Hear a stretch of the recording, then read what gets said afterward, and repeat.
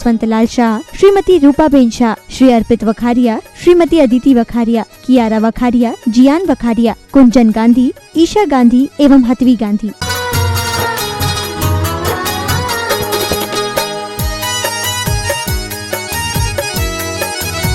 निर्मल सरिता में अवगाहन करने आया हूँ, मेरा सारा दुख दर्द हरो यह अर्घ भेंटने लाया हूँ। हे तपोमूर्ति, हे आराधक, हे योगीश्वर, हे महासत, यह अरुण कामना देख सके युग युग तक आगामी वचन।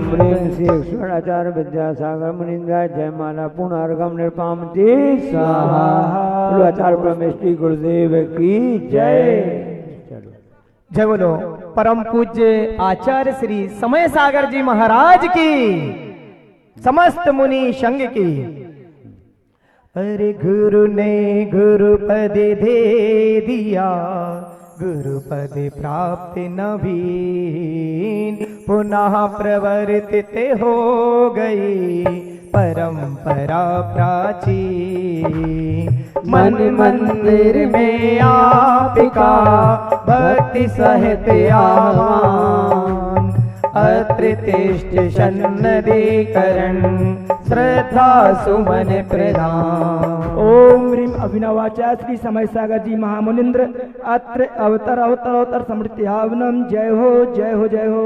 ओम ह्रीम संत श्रोमणी आचार्य भगवान श्री समय सागर जी मुनिंद्र अत्र तिष्ठ तिष्ठ ठाटति स्थापनम। जय हो जय हो जय हो।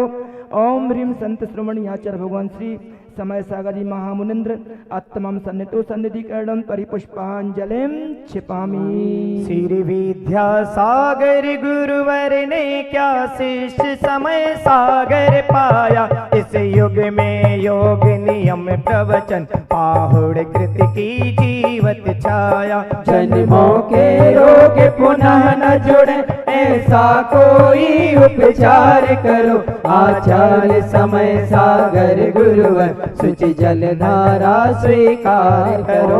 अभिनवाचार्य समय सागर जी महामुनिंद्र सर्वेशाम जन्म जरा मृत्यु विनाशनाय जलम निर्वपामिति स्वाहा।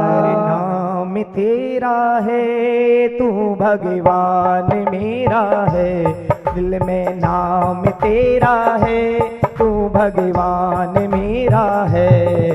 मैं भक्त तेरा हनुमान सा तू राम मेरा है। ओ समय सागर नाम जपना अब तो काम मेरा है। ओ समय सागर नाम जपना अब तो काम मेरा है। मैं भक्त तेरा हनुमान सा तू राम मेरा है। मैं भक्त तेरा हनुमान सा तू राम मेरा है। आरंभ परिग्रह त्याग तथा अब आधार मादन तुम्हारा है। संसार के विषयों से उन्मुख सन्मुख उद्देश्य सवारा है। तन मन धन आकुलता वाला संताप भरा संसार हर, आचार्य समय सागर गुरुवर शीतल चंदन स्वीकार करो। अभिनवाचार्य श्री समय सागर जी महामुनिंद्र सर्वेशाम संसार तापनाशनाय चंदनम द्रव्यपामिति स्वाहा। अक्षय पद के प्रत्याशी ने पंचम गति का पथ स्वीकारा। चारों गतियों के चक्कर से अति शीघ्र मिलेगा छुटकारा। छत विक्षत विविधास्पद जग के अक्षय पद का आधार करो, आचार्य समय सागर गुरुवर उज्जवल अक्षत स्वीकार करो। अभिनवाचार्य श्री समय सागर जी महामुनिंद्र सर्वेशाम अखंड अक्षय पद प्राप्त आए अक्षतान निर्वपामिति स्वाहा। निर्मोही पर मोहित जनता जिनकी जग में छवि अविकारी। पंचेंद्रिय भोग विषय विषम चिंतन धारा उपमाहारी। जो विविध विषम विषय आशा है उस आशा का परिहार करो, आचार्य समय सागर गुरुवर मृदु पुष्प पुंज स्वीकार करो। ओम आचार्य श्री समय सागर जी महामुनिंद्र सर्वेशाम काम बाण विध्वंसनाय पुष्पम निर्विपामिति स्वाहा। जो शीत उष्ण बरसार तुम्हें पाया कर कर तपते हैं, भव भोग विषय में व्यस्त जगत शिव पंच परम पद भजते हैं। जो क्षुधा तृषा की तृष्णा से इस तृष्णा से उस पार करो, आचार्य समय सागर गुरुवर नई भेद सरस स्वीकार करो। ओम आचार्य श्री समय सागर जी मुनिंद्र सर्वेषां महाक्षुधारूपनाशनाय नैवेद्यम निर्विपामिति स्वाहा। जीवन में अंतर ज्योति जगी रत्नत्रय शोभा पाता है, जिनका यश में जगमग ससिया रवि भी शर्माता है। सर्वांग प्रदेश चमक जाए वह ज्योति प्रकट इस बार करो, आचार्य समय सागर गुरुवर मणिमय दीपक स्वीकार करो। ओम प्रीम अभिनवाचार्य श्री समय सागर जी महामुनिंद्र सर्वेषां महामोहांधकार विनाशनाय दीपम निर्विपामिति स्वाहा। जो अशुभ अहित कर कर्माश्रव क्षण क्षण में क्षय करने वाला, बलवान नृपति जग बस में हो बल सेना से डरने वाले। ज्ञानावर्णाधिक कर्मों की सेना पर वज्र प्रहार करो, आचार्य समय सागर गुरुवर अष्टांग धूप स्वीकार करो। ओम आचार्य श्री समय सागर जी महामुनि सर्वेषां अष्ट कर्म दहनाय धूपम निर्विपामिति स्वाहा।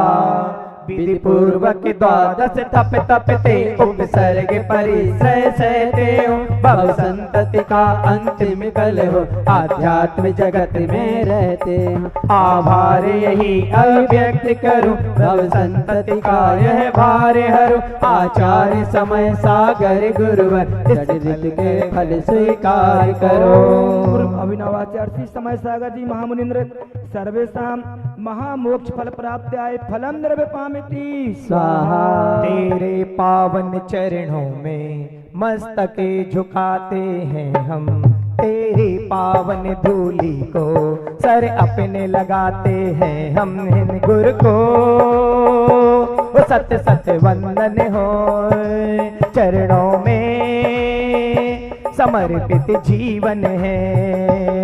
जिनकी चर्या में श्री मूलाचार्य समाया है, श्री शांति वीर से विज्ञान तथा विद्या सागर से पाया। जयवंत रहो इस धरती पर हम भक्तों का उद्धार करो, आचार्य समय सागर गुरुवर यह अष्ट द्रव्य स्वीकार करो। ओम रूम आचार्य श्री समय सागर जी महामुनिंद्र अनर्प प्राप्ताय अर्घ्यम निर्विपामिति स्वाहा। आखिरी की अंतिम चरण अंतिम। श्री विद्यासागर गुरुवर ने जब गुरुपद भार उतार दिया, गुरु की आज्ञा से मुनि सिर जी श्री गुरुपद को स्वीकार किया। आचार्य समय सागर गुरुवर सबको आशीष प्रदान किया, सबने उनके उच्चासन में गुरुदेव तुम्हें सम्मान दिया। ओम रूम आचार्य श्री समय सागर जी महामुनिंद्र अनर्प प्राप्ताय जयमाला पुण्य अर्घ्यम निर्विपामिति स्वाहा। गुरुपद पर आसीन जो गुरु आज्ञा अनुसार, सूर्य समय सागरे तुम्हें वंदन बारंबार। नमोस्तु भगवान नमोस्तु भगवान। क्षिपामी जय गुरुआचार्य भगवान श्री विद्यासागर जी महामुनि राज की, आचार्य श्री समय सागर जी महामुनि राज की, मंचासीन सभी महामुनि राजाओं की जय। और अब हमारे बीच सभी उपस्थित हैं और आज वह सौभाग्यशाली परिवारजन होंगे जो कि परम पूज्य आचार्य श्री समय सागर जी महाराज के लिए शास्त्र समर्पित करने का सौभाग्य अर्जित करेंगे। शीघ्रता से अपनी भावना प्रेषित करेंगे। आज वह समय खराब श्रीमती कृष्णा कुमारी जैन आएंगी और आकर सब परिवार के साथ में शास्त्र भेंट करने का सौभाग्य अर्जित करेंगे। पहुंचेंगे शीघ्रता से, सभी लोग जोरदार तालियों से इनका सम्मान करेंगे। चलो शास्त्र दे दो उनको, शास्त्र दो फटाफट। चलो ओम नमः। भैया दीपक भैया ब्रह्मचारी दीपक भैया जी शास्त्र भेंट करा दे, शास्त्र दे दे वहां से। चलेगा, पहुंचेंगे परिवारजन।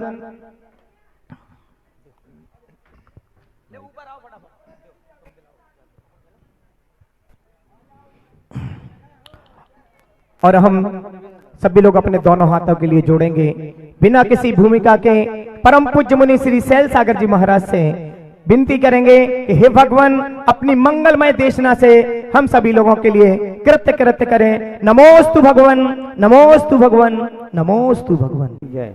परम पूज्य 108 आचार्य गुरुवर श्री विद्यासागर जी महाराज की, परम पूज्य 108 आचार्य समय सागर जी मुनि महाराज की, परम पूज्य 108 निर्यापक समण श्री योग सागर प्रसाद सागर निरी सागर महाराज की, जौल परम पूज्य मुनि श्री शैल सागर जी महाराज की, समस्त मुनि संघ की नमोस्तु भगवान। संसार में जितने भी प्राणी हैं वो सब सुख चाहते हैं। सुख तो चाहते हैं लेकिन दुख को छोड़ना नहीं चाहते। सुख की इच्छा सभी के लिए है, लेकिन दुख के जितने भी साधन हैं उन सबको जोड़ करके रखें। और जब तक दुख के साधन उसके पास रहेंगे तब तक सुख का प्राप्त करना या सुख का मिलना मुश्किल है। अब दुख के साधन कौन कौन से हैं ये आप स्वयं को देखना कि मेरे पास जितने साधन है क्या वो सब सुख के हैं या दुख के हैं। व्यक्ति के पास जितने भी साधन हैं वो सारे के साधन उसके पास दुख के हैं। सुख का साधन उसके पास एक भी नहीं। यहां तक अगर कहा जाए कि महाराज के पास पीछी का मंडल जो है वो क्या सुख का साधन है, तो कहा वो सुख का साधन नहीं है, वो भी एक प्रकार से दुख का साधन है। क्यों दुख का साधन है? ये पीछी मेरी है, ये कमंडल मेरा है। जहां मेरे तेरे का भाव आएगा वहां पर तो निश्चित ही दुख है। पिछी को पिछी के रूप में और कमंडल को कमंडल के रूप में अगर स्वीकार करते हैं तो दुख की बात नहीं आएगी। जहां पर बात आती है कि ये मेरा है और मेरा है जो है वो सब दुख का कारण है। उन दुख के कारणों को अगर दूर कर दे व्यक्ति तो उसके पास सुख ही सुख है। सुख तो चाह रहे हैं लेकिन दुख के साधनों को हम दूर करना नहीं चाहते, इसलिए हमारे पास दुख है। अब दुख से बचने के लिए क्या किया जाए? तो आचार्य कुंद कुंद स्वामी ने प्रवचन सार की चारित्र चूलिका का मंगलाचरण किया। एवं पढ़मे सिद्धे जिनवर बसे पुणो पुणो समणे पड़िवज्जतु सामन्नम यदि इच्छे दुख परिमुखम। कि वहां कहा जा रहा है एवं पढ़मे सिद्धे कि सिद्धों को नमस्कार करके पड़िवज्जतु कि दीक्षा को ग्रहण करो। क्यों ग्रहण करो? अगर दुख से बचना चाहते हो तो दीक्षा को अंगीकार करो। आखिर दीक्षा है क्या? किसका नाम दीक्षा है? दीक्षा तो सभी की होती है, आखिर दीक्षा है क्या?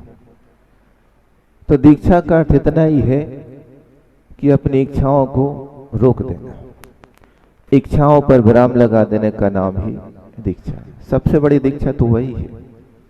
और दीक्षा के लिए बस्ते का त्याग करना कोई जरूरी नहीं है कि बस्ते का त्याग किया जाए। अगर बस्ते का त्याग किए बिना अगर इच्छा पे आपने रोक लगा दिया, ये सबसे बड़ी दीक्षा आपकी हो गई। अब जिसने इच्छाओं पर रोक लगा दी उसका नियम है वो बस्ते को त्याग किए बिना रह नहीं सकता। त्याग तो बस्तों का त्याग तो वो करेगा है, लेकिन हमारी इच्छाओं पर नियंत्रण अभी नहीं है। एक के बाद एक इच्छा और खड़ी रहती है। एक इच्छा पूर्ण हुई, दूसरी इच्छा शुरू हो जाती, दूसरी पूर्ण हुई, तीसरी शुरू हो जाती। जब तक इच्छाएं चलेगी तब तक दुख ही दुख है। सुख की प्राप्ति खोज में निकले थे, लेकिन क्या हमने सुख को प्राप्त किया? सुख को प्राप्त हमने नहीं किया। फिर किया क्या है, हम दुख की खोज में फंस गए। दुख की खोज को हमने एकत्रित कर लिया कि दुख की खोज कर रहे कि दुख कैसे मिलेगा, कि दुख के साधनों को हम एकत्रित करते जा रहे हैं और सुख की खोज हम कर रहे हैं। तो तीन काल में कभी सुख मिलने वाला नहीं है। तो करना क्या है आखिर? तो बस करना यही कि जो दुख के साधन हमारे पास है उन दुख के साधनों को एक एक करके अलग करते जाओ। अब दुख के साधन कौन कौन से हैं आप स्वयं को देखना है। हमने अभी तक त्याग किया है या दान किया है? हमने अभी तक दान किया है, त्याग कुछ भी नहीं किया। जो हमारी वस्तु नहीं थी हमने उसको छोड़ दिया और कह दिया कि हमने त्याग कर दिया। त्याग तो वास्तव में अपनी वस्तु का होता है और पर वस्तु का जब भी होता दान ही होता। अब हमारी स्वयं की कौन कौन सी वस्तुएं हैं और पर वस्तुएं कौन सी थी? जो पर वस्तु है, सोना चांदी दुकान मकान, ये सब पर वस्तु है। हमने इनका दान तो कर दिया या छोड़ दिया, लेकिन त्याग की बात अगर आती तो हमने त्याग अभी शुरू किया ही नहीं। जिस दिन त्याग शुरू हो जाएगा उस दिन सुख के रास्ते अपने आप खुलते चले जाएंगे। अब त्याग की वस्तुएं कौन सी हैं? तो कहा त्याग की जो वस्तु आपकी स्वयं की है उन वस्तुओं का त्याग करना। अब वो कौन सी है? क्रोध, मान, माया, लोभ, राग, द्वेष और मोह। ये हमारी स्वयं की वस्तुएं हैं। इन वस्तुओं का त्याग करना है। हम कहते कि हमने इन चीज का त्याग कर दिया। त्याग तो अभी शुरुआत हुई ही नहीं। जब त्याग की शुरुआत हो जाती है तो व्यक्ति के पास सुख की खोज के साधन जो रहते हैं वो अपने आप उसके आगे खड़े होते रास्ता बताते कि चलो आपको आप किस रास्ते पर चलना है। क्यों चलना है? क्योंकि आपने त्याग शुरू कर दिया। और जब तक त्याग शुरू नहीं होगा तब तक सुख के साधनों का मिलना मुश्किल है। हमें अब स्वयं को देखना कि हमने किस चीज का त्याग किया। राग का त्याग किया, द्वेष का त्याग किया, मोह का त्याग किया, क्रोध का त्याग किया, मान का किया, माया का किया, लोभ का। किस चीज का हमने आखिर त्याग किया है? हमने इनमें से किसी भी चीज का त्याग नहीं किया। और जब तक त्याग नहीं होगा तब तक व्यक्ति सफल नहीं हो सकता। कहते तो हैं कि हमने इन सब का त्याग है, हमें गुस्सा आता ही नहीं, मान भी नहीं आती, माया भी नहीं, लोभ कुछ नहीं मेरे पास।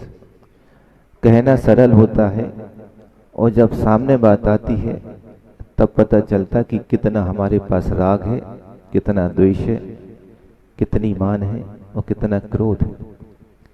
क्रोध आखिर देखा जाए तो आप सभी के अंदर है, लेकिन क्यों नहीं आ रहा? मान है, क्यों नहीं आ रहा? राग है, क्यों उत्पन्न नहीं हो रहा? सामने क्यों नहीं आ रहा? इसलिए नहीं आ रहा क्योंकि मेरे पास अभी सारी वस्तुएं हैं। और क्रोध जब आता है तो देखा जाए तो क्रोध बाद में आता है, पहले मान का साथ खड़ी होती है। और जब तक मान नहीं आएगा तब तक क्रोध नहीं आ सकता। आप सभी के पास अभी क्रोध है, क्यों नहीं आ रहा? क्योंकि हमारे मान को धक्का नहीं लग रहा, इसलिए क्रोध नहीं आ रहा। और जब मान को धक्का लगता है तभी क्रोध आता है। तो बस में किसको करना? क्रोध को करना कि मान को बस में करना? तो कहा मान को बस में कर लिया जिस व्यक्ति ने, उसको क्रोध अभी आ नहीं सकता। क्यों नहीं आ सकता? क्योंकि मैं किसी को आदेश नहीं दे सकता। तो क्या कर सकता हूं? ना आज्ञा दे सकता हूं। और जब दोनों व्यक्ति देता नहीं ना आज्ञा देता है तो क्या करता है? कोई भी कार्य के लिए कहना होता है तो अगर आपके पास समय हो तो ऐसा कार्य कर देना। इतना कहना और एक आदेश देना कि तुम्हें ऐसा कार्य करना है। जब व्यक्ति वो कार्य नहीं करता तभी हमारी मान कसाई खिसक जाती थोड़ी सी आगे और क्रोध के रूप में वो परिवर्तित हो जाती है। और जब क्रोध आता है तो व्यक्ति के लिए कुछ नहीं दिखता। थोड़ा सा क्रोध सब कुछ जला करके राख कर देता है। तो हमें सिर्फ करना क्या है? सिर्फ आपको सिर्फ मान के ऊपर ही तो थोड़ा सा अंकुश लगाना हो, कुछ नहीं करना।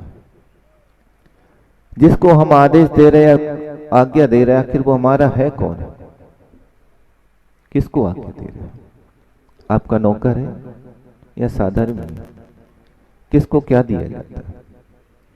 हम उस समय भूल जाते कि हम जिसको आदेश दे रहे हैं वो हमारा नौकर है, लेकिन आपका नौकर नहीं है, वो साधर्मी है। वो साधर्मी को कभी आदेश नहीं दिया जाता। साधर्मी से तो विनय से कहा जाता है, अगर आपके पास समय हो तो ऐसा कार्य कर देना, लेकिन इतना कहना बहुत कठिन होता है। पहली बात तो यही कि मुझे आदेश भी नहीं देना और कहना भी नहीं। अपना कार्य मुझे स्वयं करना है। जब मैं करने में सक्षम नहीं हूं तब मैं किसी दूसरे से कहूंगा कि ऐसा कार्य कर दो, उसके बाद भी वो आज्ञा नहीं देगा। क्योंकि आज्ञा हमेशा किसको दी जाती है? नौकर को आज्ञा दी जाती है। मेरा कोई नौकर यहाँ है ही नहीं। अगर मैं किसी को आज्ञा दूं तो मैं समझ लूं मेरा नौकर है, और नौकर कभी कार्य कर ही नहीं सकता। करेगा तो जब तक वो आपसे दो चार बातें नहीं सुन लेगा तब तक वो कार्य नहीं करेगा। अब उसको कैसे समझे और कैसे घटित करें कि नौकर कौन है और साधर्मी कौन है? जब आप लोग दुकान पर जाते हो और दुकान पर जाने के बाद दुकानदार से कहते कि मुझे कुछ वस्तुएं दिखा दो, और दिखाने के बाद आपको कोई भी वस्तु पसंद नहीं आई, तब दुकानदार आपसे क्या कहते हो और आप दुकानदार से क्या कहते हो? कि सारी वस्तुएं दिखा दी, उसके बाद पसंद नहीं आई, तब दुकानदार कहता है कि सामने वाले से कि कल आना, दूसरा माल आएगा तो मैं आपको दिखा दूंगा। तब किसको गुस्सा आती है? किसी को गुस्सा आती है? नहीं आती होगी। अगर वहां पर दुकानदार ने गुस्सा कर दी तो ग्राहक दोबारा लौट करके नहीं आएगा। और वही बात जब घर में आती है, सारा काम करने के बाद अगर थोड़ा सा कह दिया जाता है कि आप ऐसा कार्य कर दो, तब गुस्सा कहाँ जाता है? दुकानदार के समय दुकान पे जो गुस्सा था उस समय भी गुस्सा था और अब भी गुस्सा है। गुस्सा क्यों नहीं आ रहा? घर में तो सारा पूरा का पूरा गुस्सा एक दूसरे के ऊपर उतर जाता है, लेकिन दुकान पर गुस्सा क्यों नहीं उतरता? अगर दुकान पर गुस्सा उतरने लगे तो शटर बंद करनी पड़ेगी, इसलिए हम वहां गुस्सा नहीं कर सकते। अब यहां पर देखो कि साधर्मी कौन है और दूसरा कौन है। घर में जो था वो साधर्मी था, वहां पर तो हमने गुस्सा उतार ली, लेकिन दुकान पर हमने गुस्सा नहीं उतारा। तो गुस्सा किसके ऊपर करना? साधर्मी के ऊपर या नौकर के ऊपर? लेकिन होता उल्टा है, हम साधर्मी के ऊपर गुस्सा कर देते हैं, लेकिन जो दूसरा उसको हम प्रेम से बोलते हैं, प्रेम से बात करते। क्यों करते? क्योंकि मुझे काम इसी से पड़ेगा। काम किसको कब किससे पड़ता है ये सोचना कि मुझे काम जब भी पड़ेगा साधर्मी से पड़ेगा। क्यों पड़ेगा? क्योंकि साधर्मी ही काम दे सकता, दूसरा नहीं दे सकता। एक कहावत है कि घुटना जब भी मुड़ता है पेट की तरफ मुड़ता है, पीठ की ओर क्यों नहीं मुड़ता? देखना कभी, घुटना जब भी मोड़ोगे या पेट की ओर मोड़ेगा, पीठ की ओर नहीं मोड़ेगा। आखिर क्यों? तो कहा जो पेट है वो तुम्हारा साधर्मी है और पीठ जो है वो तुम्हारा शत्रु है। और जब भी कोई काम में आएगा तो आपका साधर्मी काम में आएगा, शत्रु कभी काम में नहीं आएगा। देख लेना कभी, जब भी कभी आवश्यकता होगी तो आपका साधर्मी आपके साथ खड़ा हो जाए कि मैं खड़ा हूं। वही साधर्मी है जिसको कल आपने गुस्सा किया था, लेकिन वो तो अपना गुस्सा भूल गया। कोई बात नहीं, गुस्से में कह दिया चल जाएगा। क्या हमने उसको गुस्से को स्वीकार किया? हमने उसको माफ किया? क्या नहीं किया। अगर आपने उसको माफ कर दिया तो कैसे पता लगाए कि आपने माफ किया या नहीं किया? क्षमा करना और क्षमा मांगना दोनों में जमीन आसमान का अंतर है। क्षमा करना कठिन है, लेकिन क्षमा मांगना बहुत सरल है। क्षमा मांगने में कुछ नहीं है, हाथ जोड़कर बोल दिया उत्तम क्षमा। क्या वास्तव में आपने क्षमा की? कर देते? नहीं करते। कह तो देते ठीक है ऊपर से, वास्तव में अंदर से क्षमा तो आपने किया ही नहीं। लेकिन सामने वाला तो क्षमा मांग करके वो तो अलग हो गया। अगर आपने उसको क्षमा कर दिया तो इसकी पहचान क्या हो सकती कि कैसे माने कि हमने उसको क्षमा कर दिया, कि आपने उसको क्षमा कर दिया। अगर आपकी उसको उन्नति के भाव, उसकी उन्नति को देखकर और लगे कि इसको और उन्नति करना चाहिए, जब भी आपके अंदर भाव आ जाए अभी थोड़ा सा कम ऊपर उठा, इसको और ऊपर जाना चाहिए, मुझसे भी ऊपर जाना चाहिए, ये भाव जिस दिन आपके अंदर आके समझ लेना कि आपने उसको क्षमा कर दिया, और आपके अंदर एक भाव आए कि मुझसे ऊपर कैसे उठ रहा है, इसको तो नीचे जाना चाहिए था, तो आपने उसका भी क्षमा कहाँ किया है? किया ही नहीं क्षमा। तो क्षमा मांगना तो सरल है, लेकिन क्षमा करना बहुत कठिन है। तो मोक्ष मार्ग में करना क्या है? दीक्षा में होता क्या? यही तो है कि हमें क्षमा तो मांगनी है, क्षमा मांगने के बाद क्षमा करते चले जाना। कब तक क्षमा करना है? तो क्या जब तक क्षमा करते जाओ जब तक सब सिद्ध ना बन जाए। तो मेरा नंबर कब आएगा? तो मेरा नंबर तो लगना चाहिए। तो मेरा नंबर तो आ ही जाएगा। हमने सबको क्षमा कर दिया, हमने सबको क्षमा कर दिया, इसका अर्थ यही कि हम उसमें भी आ गए। हम कहते तो हैं कि हमने उनको क्षमा कर दिया, उनने मुझे क्षमा किया कि नहीं किया ये वो जाने। अगर जब आपने हम शब्द का उपयोग कर ही दिया है तो हम अलग थोड़ी हैं, हम भी तो उसी में हैं। यहां सब लोग बैठे हैं कि मैं अकेले अलग हूं कि सबके साथ है। सब में हम तो आ ही जाते हो। जब सबका नंबर आ जाएगा कि सब सिद्ध बन जाए तो हम तो सिद्ध बन ही जाएंगे। आगे पीछे कभी भी जाएंगे वहां जाकर के सबको मिलना ही है, चाहे पहले जाओ चाहे बाद में जाओ, सब वहां जाकर के मिलेंगे। तो क्षमा की बात है कि क्षमा करना या नहीं करना ये आपके ऊपर आधारित है, और क्षमा किया कि नहीं किया ये भी दोनों बातें आपके ऊपर आधारित है। तो मुझे सिर्फ क्या करना है? गलती करना है या क्षमा करना? तो मुझे गलती नहीं करना, मुझे सिर्फ क्षमा करते जाना। और क्षमा करते करते एक दिन, अब क्षमा का शब्द को अगर देखा जाए उल्टा कर दिया जाए तो क्या होता है?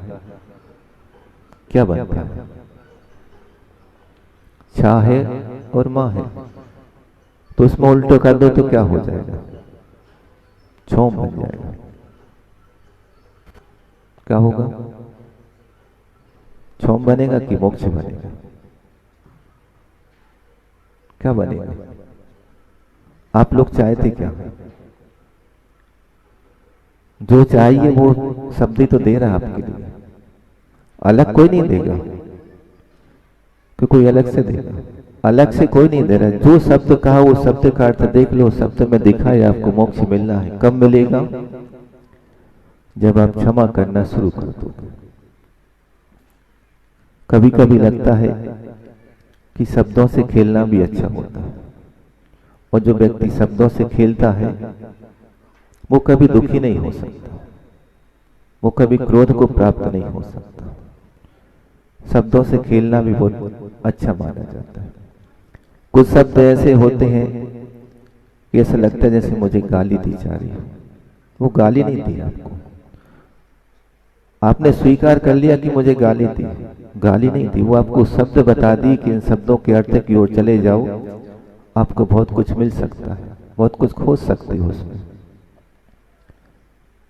मिल सकते कि नहीं मिल सकते? बहुत शब्द मिल सकते।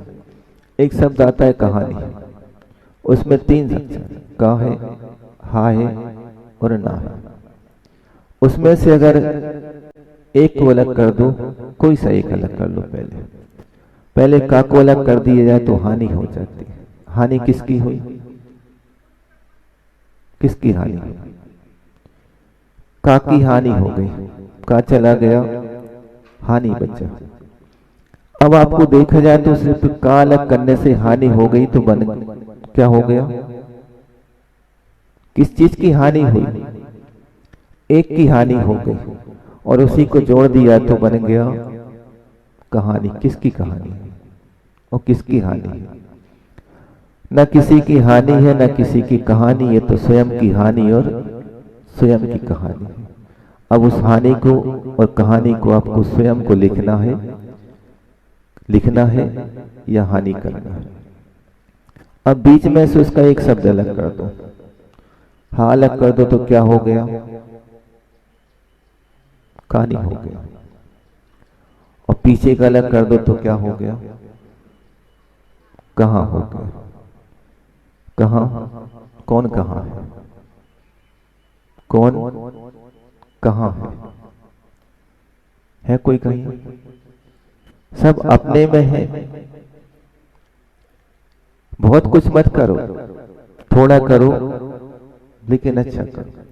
हम करना बहुत कुछ चाहते हैं, ये भी करना, ये भी करना, ये भी करना। करना क्या है? हमें फैसला नहीं कर पा रहा कि मुझे करना क्या है। करना तो बहुत कुछ है, करना क्या है? हम जब गौर करते कि मुझे ये करना है तब सारी चीज अपने आप छूट जाती है। और छूटती है तो सिर्फ एक ही चीज याद रहती है, कहानी। अब उस कहानी को, किसकी कहानी है? अपनी कहानी है या दूसरे की कहानी?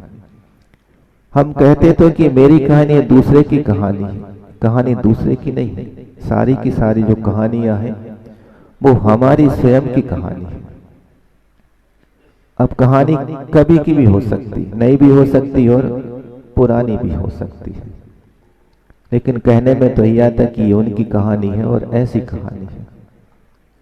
ना उनकी है ना दूसरे की है। तो कहानी किसकी है?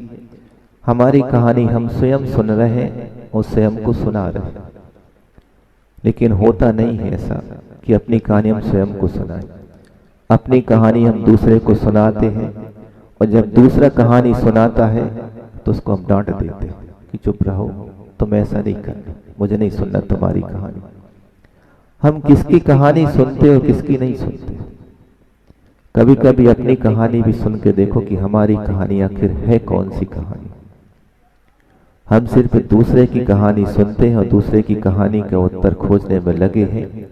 हमने स्वयं की कहानी न सुनी है, न पढ़ी है, न उसका कभी उत्तर खोजा है। उस कहानी का उत्तर खोजने के लिए कहा कुंद आचार्य ने कि आप दीक्षा ले लो और अपनी कहानी स्वयं खोजना शुरू कर दो। कब की कहानी है? किसी को पता है? किसी को नहीं पता हमारी कहानी कब से चली आ रही और कब तक चलेगी। उस कहानी का अंत करने के लिए ही कहा लोप कर दो और हानि करते चले जाओ। कब तक करते चले जाओ? जब तक कि मुझे मोक्ष ना मिले तब तक मुझे हानि करनी है। जोड़ के तो बहुत रखा था हमने, जोड़ करके तो बहुत रखा, लेकिन छोड़ा अभी तक नहीं हमने। हम जोड़ते जोड़ते चले जा रहे हैं, छोड़ने की तो कभी हम बात ही नहीं करते। जिससे देखो वही कहता मुझे और चाहिए और चाहिए और चाहिए। आखिर चाहिए कितना? कभी छोड़ने की बात भी तो कहा करो कि मैं आज इस चीज को छोड़ता हूं, मैं त्याग करता हूं। जब तक त्याग की बात नहीं आती तब तक शुरुआत नहीं होती, और जिस दिन त्याग की बात शुरू हो जाती है वहीं से उसका मोक्ष मार्ग शुरू हो जाता है। अब हमें स्वयं को देखना कि हमारा मोक्ष मार्ग अभी शुरू हुआ है या नहीं हुआ, कि हम जोड़ने में लगे हैं या छोड़ने में लगे। वास्तव में देखा जाए तो हमने अभी तक छोड़ा कुछ नहीं, अभी तक तो सब जोड़ा ही जोड़ा है। अब मुझे छोड़ना है। छोड़ना है तो कैसे छोड़ना और किसके चरणों में छोड़ना? स्वयं के लिए चरणों में छोड़ना है, दूसरे के चरणों में, किसके चरणों में छोड़ना? तो कहा दूसरों के चरणों में मुझे अब छोड़ना है। तो किसके चरणों में छोड़ना है? जो छोड़ चुके सब कुछ और उस पद को प्राप्त कर चुके मुझे उनके चरणों में सब कुछ जा करके छोड़ना है। अब वर्तमान में जो सब कुछ छोड़ चुके वो तो है नहीं, तो किसके चरणों में छोड़े? तो कहा जो उनके मार्ग में लगे हुए, उनके रास्ते पर चल रहे हैं, उनके चरणों में जा करके छोड़ देना। उनके चरणों में छोड़ देंगे तो निश्चित से हम एक दिन उस सुख को प्राप्त कर लेंगे जो सुख के लिए सब लोग चाहते हैं, जिस सुख की खोज में सब भटकते हैं। वो सुख वास्तव में बाहर नहीं है, वो सुख तो हमारे अंदर ही, हम लेकिन खोज बाहर रहेगी, बाहर सुख मिलेगा। सुख की खोज बाहर नहीं, अंदर करो। जिसने अंदर की खोज प्राप्त कर ली है, खोजना शुरू कर दिया, उसने सुख को प्राप्त कर भी लिया। और जो उस अंदर सुख के लिए खोज रहे हैं और वहां तक जो जा चुके हैं, वो नियम से एक दिन उस सिद्ध शिला तक पहुंच ही जाएंगे। लेकिन वो पहुंचेंगे कब? पहले छोड़ेंगे, उसके बाद पहुंचेंगे। बिना छोड़े कोई वहां तक पहुंच नहीं सकता। अब वहां तक पहुंचने के लिए कहा एक गुरु की आवश्यकता होती, क्योंकि गुरु ही एक सन्मार्ग दिखा सकते हैं, वही आपको वहां तक पहुंचा सकते हैं। तो गुरु कैसा होना चाहिए ये भी आगम में लिखा है। अब गुरु के लिए क्या समर्पित करना है और कैसे समर्पित करना है? तो कहा गुरु के लिए अपना जीवन समर्पित कर दो। एक बार तो मर जाओ, किसके लिए मर जाए? एक बार तो अपना जीवन गुरु के लिए अर्पण कर दो, क्योंकि अभी तक शायद मैंने अपना जीवन गुरु के लिए अर्पण किया ही नहीं था। और अगर किया होता तो यहाँ पर नहीं बैठे होते। ये नियम है। गुरु तो मिले होंगे, समर्पण भी किया होगा, लेकिन सिर्फ बाहर से किया था, हमने अभी तक अंदर से समर्पण नहीं किया होगा। इसलिए हम आज पंचम काल में यहाँ बैठे हैं। और एक बार गुरु के लिए अगर अच्छे समर्पण कर दो तो नियम से मुक्ति को प्राप्त कर ही लोगे। कई बार होता है, सभी के पास आते हैं लोग, वो कहते भी होंगे कि ऐसा आशीर्वाद दो कि मेरा मरण सुधर जाए, मेरा मरण सुधर जाए। मरण को कभी नहीं सुधारना और न मरण कभी सुधरेगा। आपका अगर जीवन सुधर गया तो मरण सुधारने की आवश्यकता आपको है ही नहीं। अब जिस व्यक्ति ने अपना जीवन ही नहीं सुधारा, वो अपना मरण क्या सुधारेगा? तो हमें अब मरण को नहीं सुधारना, हमें अपने जीवन को सुधारना। जिस व्यक्ति ने अपना जीवन सुधार लिया, उसको मरण सुधारने के, उसका मरण तो अच्छे से हो ही जाएगा। तो एक कविता सुनाते हैं जो कवि बहुत पहले लिखी थी, वो गुरु के लिए लिखी थी कि एक बार तो मुझे मरना है, एक बार तो मुझे मरना है, अपने लिए नहीं गुरु के लिए मरना है। अपने लिए तो कई बार मरे, अपने लिए तो कई बार मरे, कई बार जन्म लिए, फिर भी कुछ ना कर सके। एक बार तो मुझे मरना है, अपने लिए नहीं गुरु के लिए।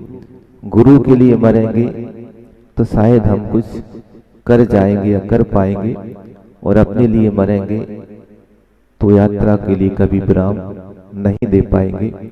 एक बार तो मुझे मरना है, अपने लिए नहीं गुरु के लिए। क्यों? क्योंकि मुझे यात्रा को विराम देना है। यात्रा को विराम देना है तो एक बार मर जाना, अपने लिए नहीं गुरु के लिए। अहिंसा परमो धर्म की।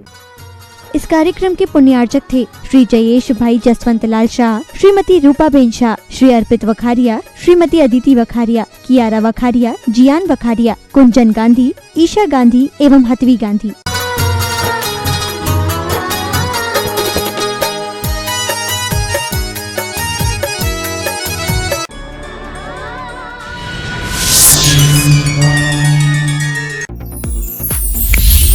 जिनाभिषेक, शांति धारा, आहारचर्या, पंच कल्याणक या फिर चालीसा, आरती, प्रभु परिचय या जैन फोकस, यानी आप जिनवाणी चैनल पर प्रसारित होने वाले दिगंबर संतों और साध्वियों के मंगल प्रवचनों के साथ साथ देखिए सभी कार्यक्रम अपने मोबाइल पर